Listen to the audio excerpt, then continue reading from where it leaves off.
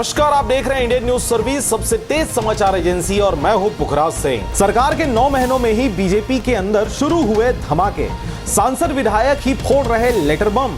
जी आपको बताएं कि छत्तीसगढ़ में विष्णुदेव सरकार के बने हुए 9 महीने हो चुके हैं और बीजेपी के अंदर घमासान शुरू हो गया है। अपने ही नेता सरकार के फैसलों का विरोध कर रही है। हालांकि विरोध का ये लेटर बम पार्टी के अंदर ही फूट रहा है, लेकिन सियासत में अंदर की खबरें बाहर आना कोई नई बात नहीं है।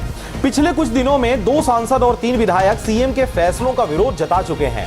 एक ने अपनी चिट्ठी में मोदी की गारंटी पर सवाल उठा दिए तो दूसरे ने कीमतों में वृद्धि पर विरोध जता दिया।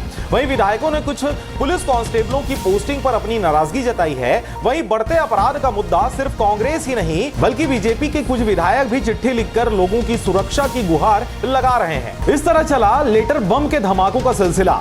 विष्णु सरकार को 9 महीने पूरे हो गए हैं, यानी सरकार अब गर्भ से बाहर आ गई है। सरकार के कामकाज का आकलन शुरू हो गया है। इन 9 महीनों में सरकार को सबसे ज्यादा दिक्कत अपनों से ही हुई है।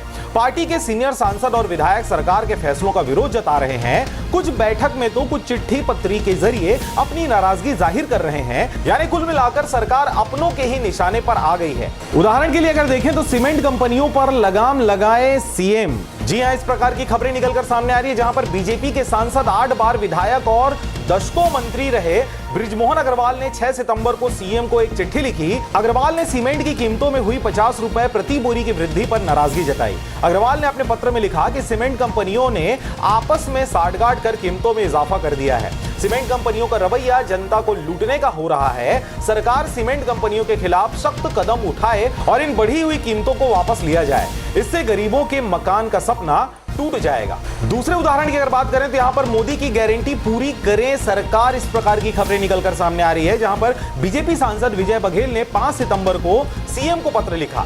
इस पत्र में कहा गया कि बीजेपी के मैनिफेस्टो में यह कहा गया था कि कर्मचारियों को केंद्र के बराबर डीए, लंबित महंगाई भत्ता का भुगतान और समयमान वेतनमान दिया जाएगा। इस मैनिफेस्टो को मोदी की गारंटी बताया गया था। कर्मचारियों ने इसे मोदी की गारंटी मानकर हमें समर्थन दिया।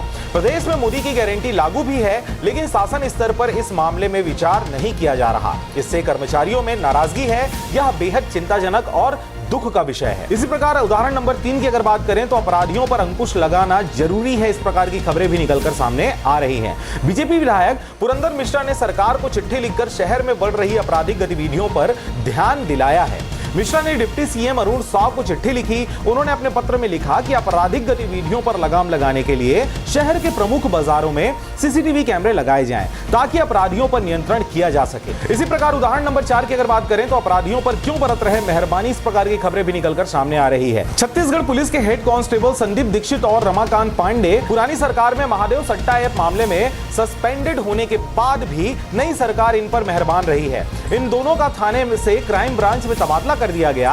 रायपुर में बिगड़ती कानून व्यवस्था को देखते हुए गृह मंत्री विजय शर्मा ने मंत्रालय में रायपुर के सभी विधायकों और पुलिस अफसरों की संयुक्त बैठक ली। मीटिंग में गृह मंत्री के सामने पार्टी विधायक रायपुर आईजी और एसपी पर बिफर पड़े। इन विधायकों ने खुलकर विरोध जताते हुए कहा कि महादेव ऐप में आरोपी 2 सिपाहियों को कैसे क्राइम ब्रांच में पदस्थ किया गया। इन विधायकों की नाराजगी के बाद हेड कांस्टेबल संदीप दीक्षित और रमाकांत पांडे का तबादला थाने में कर दिया गया। मामले की जानकारी मिली तो बीजेपी विधायक फिर नाराज हो गए। इन विधायकों ने फिर गृह मंत्री से कहा कि ये क्या मजाक है। बोलने के बाद भी सिपाहियों पर पुलिस अफसर क्यों मेहरबान हैं। इन विधायकों की नाराजगी के बाद सरकार ने तीसरा तबादला आदेश जारी किया है। अब इन दोनों सिपाहियों को पुलिस लाइन भेज दिया गया है। इसी प्रकार उदाहरण नंबर 5 की अगर बात करें तो बेखौफ चल रहा नशे का कारोबार। यह तो था माननीयों की सरकार के प्रति नाराजगी, या यूं कहें कि सरकार के फैसलों से नाखुश के उदाहरण। अब हम आपको बताते हैं कि आम जनता भी किस तरह मंत्रियों का रास्ता रोककर शहर में बढ़ रहे नशे के कारोबार की शिकायत कर रही है। स्वास्थ्य मंत्री श्याम बिहारी जायसवाल का रास्ता रोककर एक बुजुर्ग महिला ने कहा कि उनके आसपास नशे का खुलेआम कारोबार चल रहा है और उनके बच्चे इसमें फंस रहे हैं।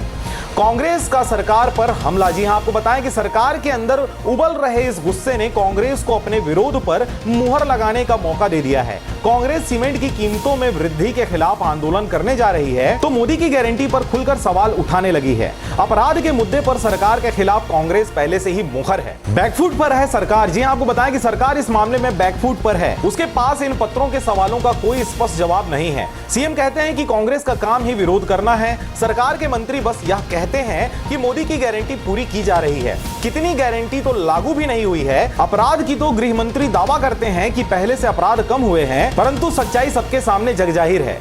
कुल मिलाकर सीएम को सौम्य और सरल की छवि से बाहर निकलकर कठोर सीएम की छवि बनानी पड़ेगी। सीएम को लोकप्रिय योजनाएं लागू करने के साथ ही कुछ सख्त फैसले लेने की भी आवश्यकता पड़ेगी। सीएम के लिए यह ताज कांटों भरा है जो आगे मुश्किलें पैदा कर सकता है। तो आप देख रहे थे इंडियन न्यूज सर्विस, सबसे तेज समाचार एजेंसी। मैं था पुखराज सिंह। चैनल को अभी तक आपने सब्सक्राइब नहीं किया तो कृपया चैनल को सब्सक्राइब करें, खबरों को ज्यादा से ज्यादा शेयर करें। नमस्कार।